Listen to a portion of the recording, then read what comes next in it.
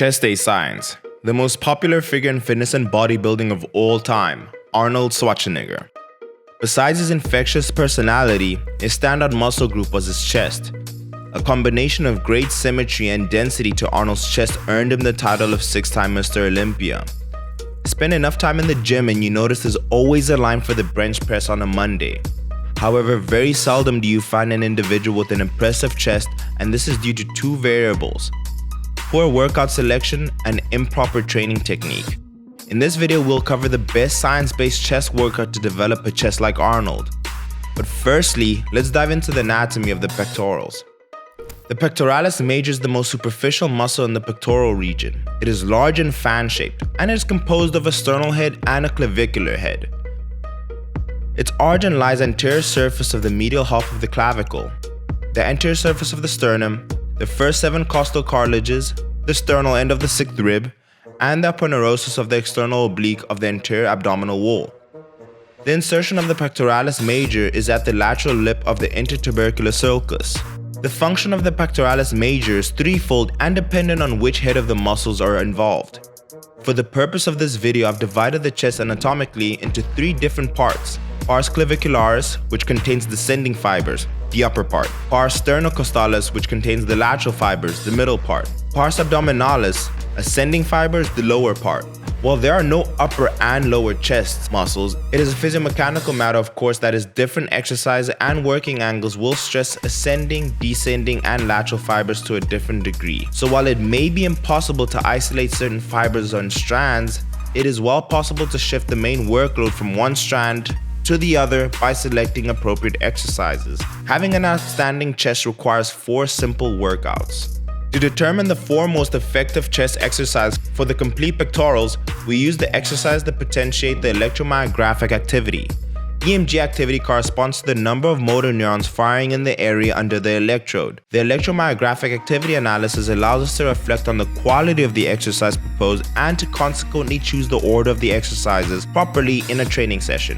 There is of course a myriad of ways of combining the individual exercises. My personal recommendation for overall chest development is based on EMG measures, which would be as follows. Exercise 1. A total of 8 studies were utilized for referencing this video, and one consistency was that the barbell bench press is by far the best exercise for chest development, and therefore it deserves to be the first exercise in any training program targeting the chest.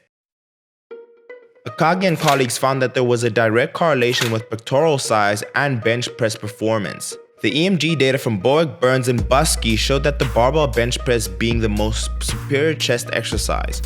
How to perform this exercise: place your ring finger on the knurling and retract your scapula and firmly place them onto the bench. Allow a slight arc in your back, but firmly placed onto the bench and feet dug firmly into the ground. Close grip the barbell, and a good mental cue is to try and bend the bar. Tuck your elbows below 90 degrees and allow the barbell to touch your sternum and push to complete 1 repetition.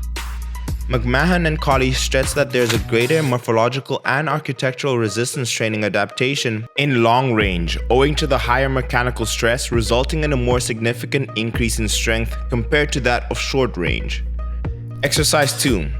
Incline press, targeting the upper chest, pars clavicularis. Trebs and colleagues found that a bench angles of 44 degrees and 56 degrees resulted in a greater activation of the upper pectoralis compared to a horizontal bench.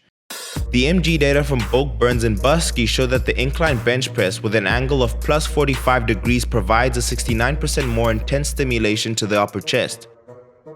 In other words, descending fibers of the pars clavicularis are optimally stimulated, will thus, as bro science tells you, bring up your pecs. Why I've picked the incline dumbbell bench over the barbell is 1, to provide a greater range of motion at the bottom and at the top of the movement, providing more bang for your buck in this exercise. And how to perform this exercise: again, to preserve your shoulder and avoid injury, have your elbows slightly tucked. Make sure that at the peak of this press the dumbbell is over your chest and not over your face. Exercise 3. Cable crossovers or a pec deck.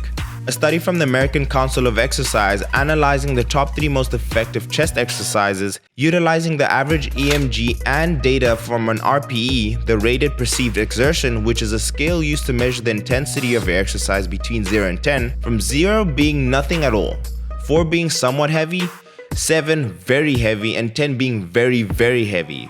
Both the pec deck at 98% of the muscle activation compared to the barbell bench press, and the bent forward cable crossover at 93% of muscle activation elicited nearly equivalent muscle activation as the barbell bench press. Likewise, ratings of the perceived exertion for each of the exercises, the 3 exercises were compared as well. The EMG data from Boak, Burns, and Buskys also goes to show that the cable crossover being the second most effective exercise, further supporting its claim for the third most important exercise in your chest arsenal. How to perform this movement. 1. To get yourself into the starting position, place the pulleys on a high position above your head. Select the resistance to be used and hold the pulleys in each hand. 2. Step forward in front of an imaginary straight line between both pulleys while pulling your arms together in front of you. Your torso should have a small forward bend from the waist. This will be your starting position. With a slight bend on your elbows in order to prevent stress of the bicep tendon, extend your arms to the side in a wide arc until you feel a stretch on your chest. Breathe in as you perform this portion of the movement. A tip is keep in mind that throughout the movement, the arms and torso should remain stationary.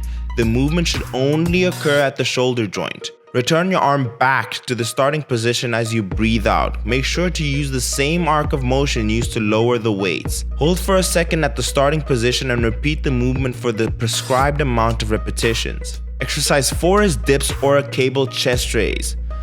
Why dips would be a great finisher is due to its ability to properly stimulate the lower pecs, pars abdominalis, and their ascending fibers. I would also try this variation of cable raises, one of my favorite chest finishers. Arnold described his 3 best chest workouts as: I think that the 3 exercises for chest that I have always done, the first year when I started training and the last year when I was training, is bench press, incline press in different levels. So to start low, medium and high, and then flies.